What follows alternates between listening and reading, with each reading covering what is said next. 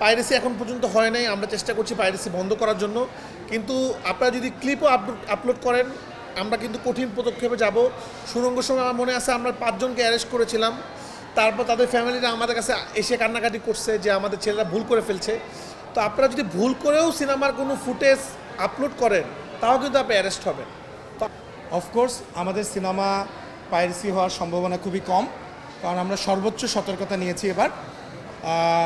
আর যদি তারপরেও অনেক সময় সর্বোচ্চ সতর্কতা নেওয়ার পরেও অনেক সময় দেখা যায় যে এ ধরনের অনভিপ্রেত ঘটনা ঘটে, আমি সবাইকে বলবো পাইরেসির বিষয়ে আমরা একদম জিরো টলারেন্স, কারণ আমরা জেনে যাব কোন জায়গা থেকে পাইরেসিটা হয়েছে।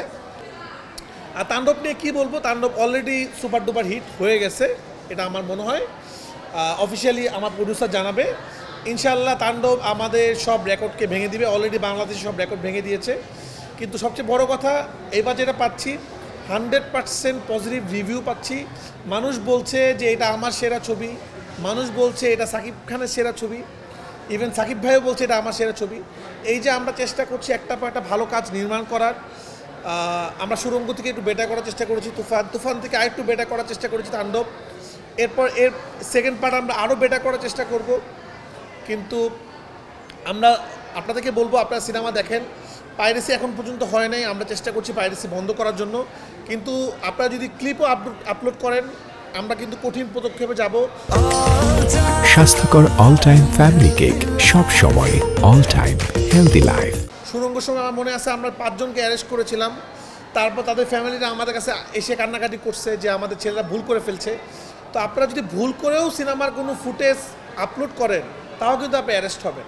তো আমি আপনাদের কাছে রিকোয়েস্ট করছি, অনেকে আছে ইচ্ছাকৃতভাবে এটা করছেন না বা করবেন না, আপনারা ভুলেও সিনেমার কোনো ফুটেজ আপলোড করবেন না, তাহলে কিন্তু আপনি আইনের ফাঁদে পড়বেন, এরপর আপনি অ্যারেস্ট হবেন। পাইরেসির যে বিষয়টা আপনারা বলছেন, অফকোর্স আমাদের সিনেমা পাইরেসি হওয়ার সম্ভাবনা খুবই কম, কারণ আমরা সর্বোচ্চ সতর্কতা নিয়েছি এবার। আর যদি তারপরেও অনেক সময় সর্বোচ্চ সতর্কতা নেওয়ার পরেও অনেক সময় দেখা যায় যে এ ধরনের অনভিপ্রেত ঘটনা ঘটে, আমি সবাইকে বলবো পাইরেসির বিষয়ে আমরা একদম জিরো টলারেন্স, কারণ আমরা জেনে যাব কোন জায়গা থেকে পাইরেসিটা হয়েছে। সর্বোচ্চ সতর্কতা এটাই, কারণ আমরা বাংলাদেশে যতগুলো সিঙ্গেল স্ক্রিনে আমরা সিনেমাটা দিয়েছি সেগুলো আপনারা জানেন কেডিএমের মাধ্যমে। আমরা কোনো ধরনের কোনো ওপেন ফাইল কাউকে আমরা দিইনি। আর আপনারা যেটা বলছেন, অনেকে বলে থাকে যে দেশের বাইরে যখনই রিলিজ হয় তখন পাইরেসির একটা সম্ভাবনা থাকে। আমরা বলবো সেটা দেশের বাইরেও রিলিজের কারণে কোনো সম্ভাবনা নেই। কারণ হচ্ছে আমরা ধরেন আমেরিকায় রিলিজ হচ্ছে, আমেরিকায় ধরেন 50টা থিয়েটারে রিলিজ হচ্ছে, সেই 50টা থিয়েটারের ডিটেল নিয়ে আমরা ডিরেক্ট কেডিএম ওখানে ডিসিপি কেডিএম ওখানে পাঠানো হচ্ছে। সো যে ডিস্ট্রিবিউটর আছে সেই ডিস্ট্রিবিউটরের কাছেও কিন্তু আমরা কোনো ধরনের কোনো ফাইল দেই না। আর দ্বিতীয় কথা হচ্ছে বাংলাদেশেও আপনারা জানেন যে মাল্টিপ্লেক্সগুলোতে তো ডিসিপি চলে, সেগুলো আমরা একদম 1-to-1 হ্যান্ডেল করি।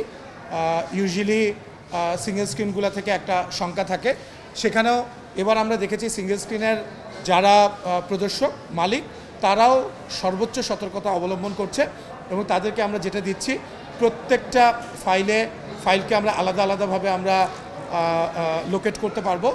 সো পাইরেসি তো ডেফিনেটলি হবে না, হওয়ার সম্ভাবনা খুবই কম, কিন্তু তারপরে যদি হয়ে থাকে কোত্থেকে হয়েছে সেটা এক্স্যাক্টলি আমরা জেনে যাব, এবং সেটা কিন্তু আমরা কঠোর পদক্ষেপ গ্রহণ করব, তার নামে মামলা হবে।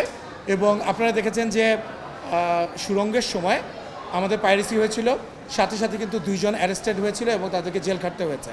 এবং আমি বলে দিচ্ছি এবার এই ধরনের ঘটনা যেই ঘটাতে চাবেন বা চেষ্টা করবেন, আমরা সেটাতে কঠোরভাবে সেটা দমন করার চেষ্টা করব, এবং আমরা আইনের সর্বোচ্চ যে শাস্তি সেটার জন্য সেটা আমরা নিশ্চিত করব, এবং আমরা লোকেট করে ফেলতে পারবো কোত্থেকে হয়েছে এটা।